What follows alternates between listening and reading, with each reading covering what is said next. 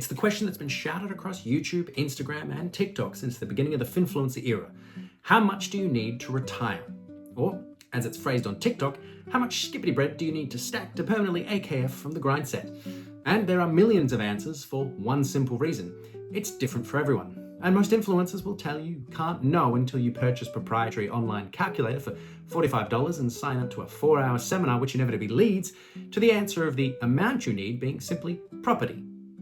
But because I'm a cut above the rest with my 4 followers, I'm going to create the most accurate retirement calculator on the internet in under 60 seconds. Hello and welcome to Acting on Finance. I'm your host David, a man with a face that shouts punch me in a tone that whispers, you know you want to. Now, this is not financial advice, although if I was giving advice, it would be this. If you've been told you suffer from resting sarcastic face, don't try to compensate by becoming more expressive, because that's how you accidentally end up with what psychologists refer to as psychotic resting face. So, the 30 people who've clicked on this video came here for a calculator.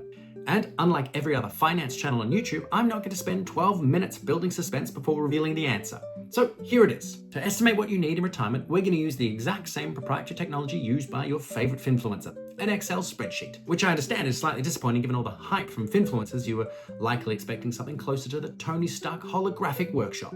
So step 1, open up an Excel document. Step 2, create the following headings down the left-hand side. Income required. And make sure this is set as a dollar figure. Ultimately, this is how much you want to spend in retirement. The answer is entirely dependent on the person.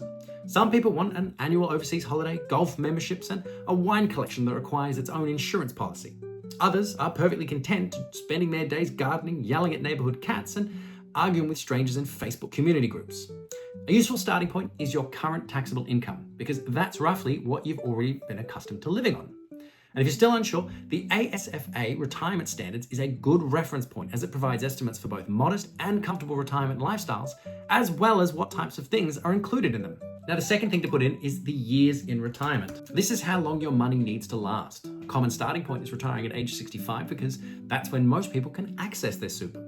Although some people choose to work longer because they genuinely love their jobs, which is a sentence I will always read with the same suspicion I reserve for people who claim they enjoy sitting in the aisle seat on a plane. Next, we have investment return. Now make sure this figure is set to a percentage. This is how much your remaining investments are expected to grow each year during retirement.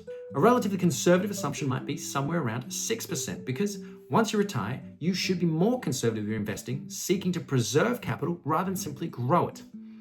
And finally, we have inheritance goal. This one you can also make into a dollar figure. Do you want to leave money to your family? Do you want to leave money to a charity? Do you want to leave everything to your dog? Because after 80 years of observation, he's consistently been the most trustworthy member of your household. Whatever the answer is, put the desired amount here.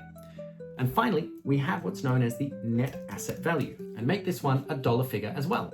This is the total lump sum on the day you retire to fund your desired lifestyle for your chosen number of years while accounting for investment growth and any inheritance you'd like to leave behind. Put in this formula in that box equals PV brackets, annual return, comma, years in retirement, comma, minus income required, comma, minus inheritance goal, and then close the bracket. And now what you've created is a formula to determine that.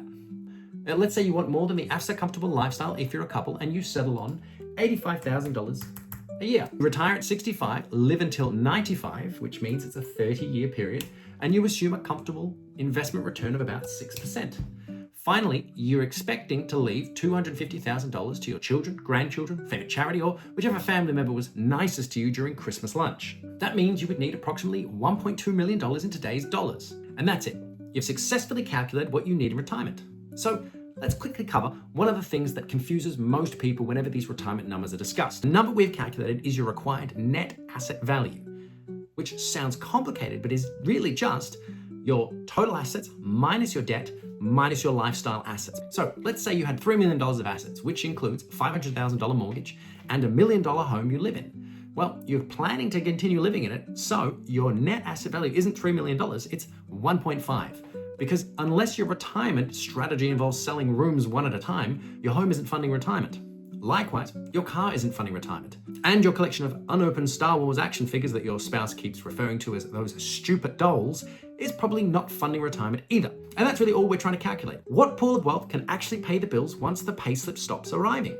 It's not complicated. It doesn't require a masterclass, or it doesn't require joining a private Discord, and it definitely doesn't require taking advice from a shirtless man on a yacht on a Tuesday afternoon. And that's it from the sheets. I'm off to do the same video for my OnlyFans with an abacus, and I mean just an abacus. Hashtag freaking the sheets down under. So like, subscribe, and comment on any other finance topics or influencer BS you want to look at, such as how buying a property 6 months ago somehow leads to a risk-free 45% gain now.